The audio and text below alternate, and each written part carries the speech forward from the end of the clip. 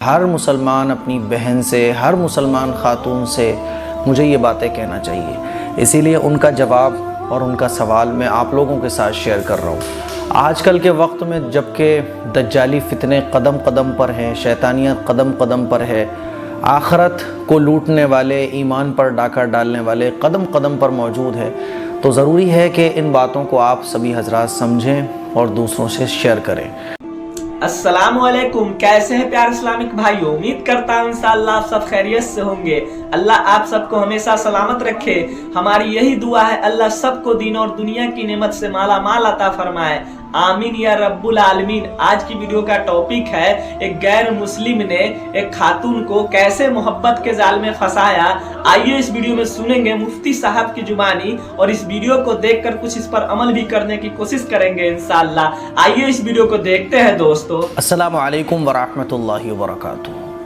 ایک بہت ضروری سوال جو مجھ سے ایک خاتون نے پوچھا، مجھے لگا کہ اس کا جواب مجھے پبلکلی شو کرنا چاہیے۔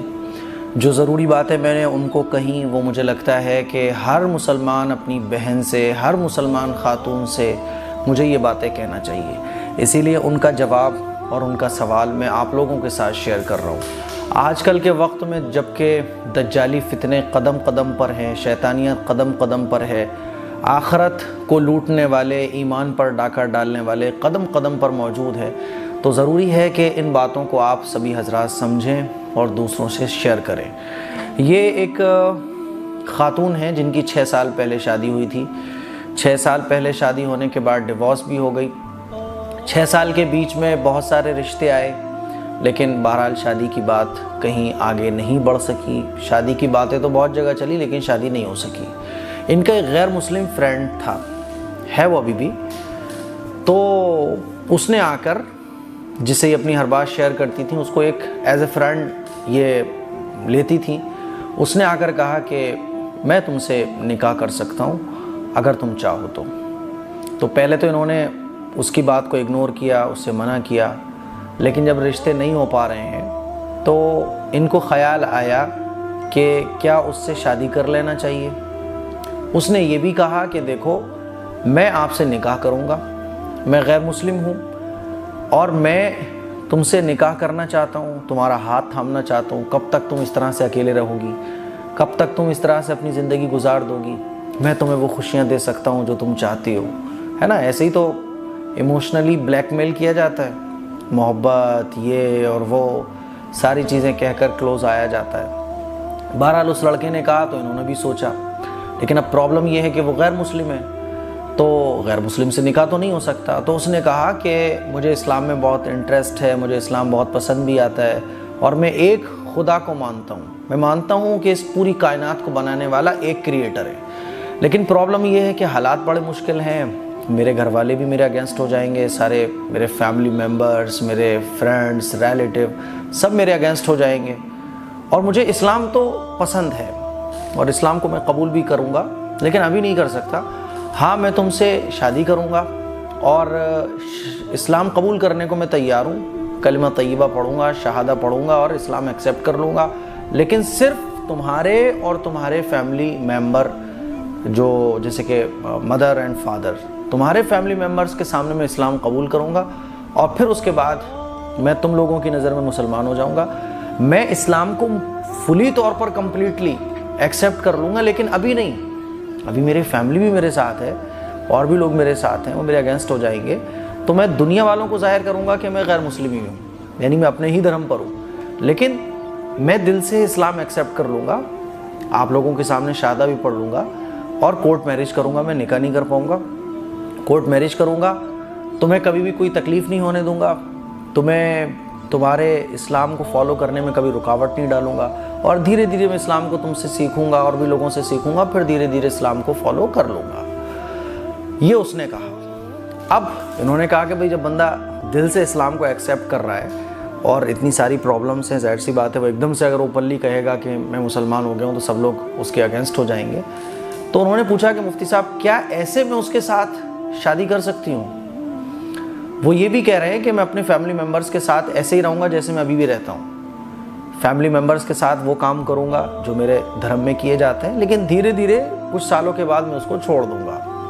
تو اب ایسے شخص کے ساتھ شادی کرنا چاہیے کہ نہیں کرنا چاہیے؟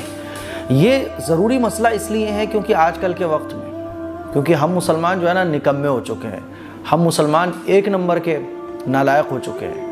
شادی ہمیں کرنی ہے تو لمبا چوڑا دہیج چاہیے، ہے نا، لڑکی والے بھی ہو گئے خراب، لڑکے والے بھی ہو گئے رشتوں میں، اسی لیے بہت رکاوٹیں ہیں کیونکہ ہر ایک کو پرفیکٹ چاہیے۔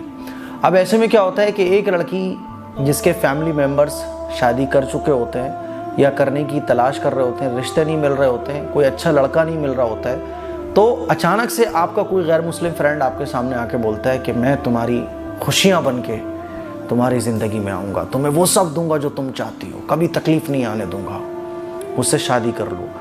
آپ سوچتی ہو کہ یہ تو غیر مسلم ہے، بھئی آپ تو غیر مسلم ہو، ہمارا تو نکاح نہیں ہو سکتا، تو وہ فٹاک سے کہتا ہے کوئی بات نہیں، میں تمہاری خاطر اسلام کو بھی قبول کر لوں گا۔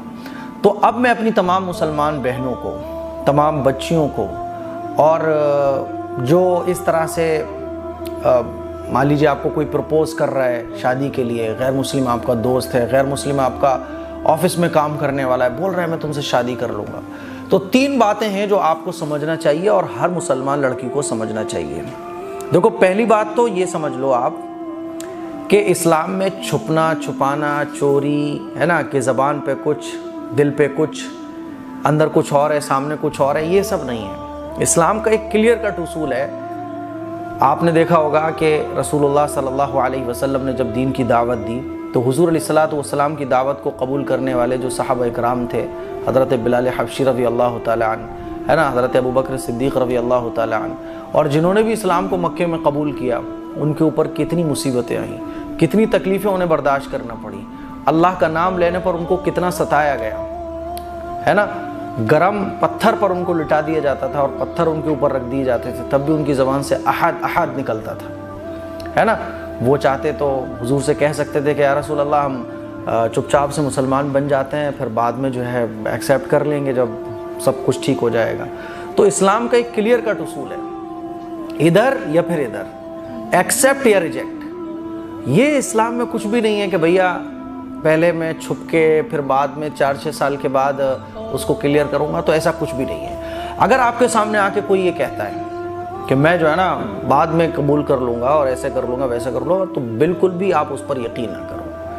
آپ اسے بولو بھائی اسلام کا سیدھا سا اصول ہے، اور ہمارا سنویدھان اتنا پیارا اور اتنا خوبصورت ہے کہ اگر آپ قانونی کارروائی پوری کرتے ہیں اور قانونی فارملٹیز آپ پوری کرتے ہیں نا، تو آپ کو سنویدھان ہی اختیار دیتا ہے کہ آپ جو دھرم چاہیں اس کو آپ ایکسیپٹ کر سکتے ہیں، کوئی آپ پر انگلی اٹھانے والا نہیں ہوگا، کو آپ کا سنویدھان آپ کو یہ ادھیکار دیتا ہے، تو پھر ڈر کس بات کا ہے؟ تو یہ جو نا چھپ کے اور بعد میں کر لوں گا یہ اور وہ، پھر وہ اسلام کو بھی قبول کر رہا ہے تو آپ سے شادی کی وجہ سے، اور شادی میں بھی اتنی ساری کنڈیشنز لگا رہا ہے وہ، تو اسی لیے ایسے لوگوں سے بڑا ہوشیار رہنے کی ضرورت ہے، ٹھیک ہے۔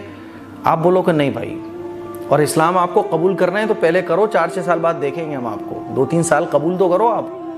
تو اسلام کا ایک سیدھا سا اصول یہ ہے، پہلی بات تو یہ سمجھ لو کہ ادھر یا ادھر، رائٹ یا رانگ، یہ نہیں ہے کہ زبان پہ آپ کچھ اور اندر کچھ اور، تو یہ بناوٹ نہیں چلے گی۔ حضور علیہ الصلوۃ والسلام کے زمانے سے زیادہ مشکل زمانہ تو نہیں ہے نا آج کا، اسی لیے پہلی بات تو یہ سمجھ لو کہ اس طرح سے اگر کوئی بول رہا ہے تو آپ اس کو کلیئر بولو کہ اسلام اس چیز کا نام نہیں ہے، آپ ایکسیپٹ کرو یا ریجیکٹ کرو، ٹھیک، یہ آپ کی مرضی ہے، یہ نہیں کہ صاحب ہمارے سامنے کچھ اور پیچھے اور کچھ اور، ٹھیک ہے۔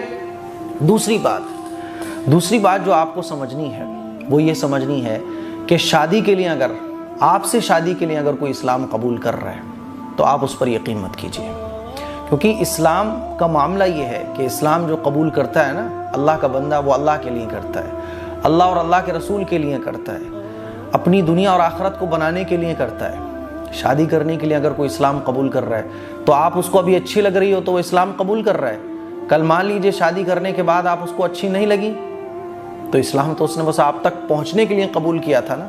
اسی لیے ایسا شخص خاص طور پر آج کے فتنے کے ٹائم میں، جبکہ دجالی فتنے قدم قدم پر ہیں، بڑا فتنوں کا دور ہے، نہیں معلوم کہ جو شخص آپ سے شادی کرنے کے لیے اسلام قبول کر رہا ہے وہ صرف آپ تک پہنچنا چاہتا ہے یا واقعی دل سے اسلام قبول کر رہا ہے۔ مجھے تو لگتا ہے کہ جو شخص شادی کے لیے اسلام قبول کر رہا ہے تو وہ اسلام اصل میں قبول ہی اس لیے کر رہا ہے تاکہ اس کا ہاتھ آپ تک پہنچ سکے، وہ آپ کے قریب آ سکے، وہ آپ کو چھو سکے، وہ آپ کے ساتھ وہ سب کر سکے جو اس کو کرنا ہے. کیونکہ اسلام اگر اسے قبول کرنا ہوتا ہے تو بھائی سویدھان کہاں روک رہا ہے اس کو؟ ہمارا انڈیا کا قانون کہاں اس کو روک رہا ہے؟ اسلام اس کو اگر قبول کرنا ہوتا تو پہلے ہی وہ کر چکا ہوتا. وہ آپ سے یہ کہتا ہی نہیں کہ مجھے آپ سے شادی کرنی ہے اس لیے اسلام قبول کر رہا ہوں, یا پھر اسلام قبول کر لیتا پھر آپ کے پاس آتا. اسی لیے کوئی اگر شادی کے لیے اسلام قبول کر رہا ہے تو آپ اس سے بہت احتیاط برتو, بہت احتیاط برتو. اچھا, ایسے ہمارے پاس بہت ساری مثالیں بھی ہیں. 100 واقعات اگر ہم سامنے رکھ کر دیکھتے ہیں تو 90 واقعات ایسے ملتے ہیں کہ جس نے اسلام قبول کیا غیر مسلم نے تو صرف آپ تک پہنچنے کے لیے. 90 کیس 100 میں سے ایسے ہیں کہ جس میں شادی کے بعد جب وہ سب مل گیا جو اس کو حاصل ہونا چاہیے, آپ کے قریب اس کو آنا تھا, شادی کرنے کے بعد وہ آ گیا تو پتہ یہ چلا کہ چھوڑ چھاڑ کے پھر لڑکا بھاگ جاتا ہے اور پھر واپس اپنی روش پر آ جاتا ہے جیسے وہ تھا.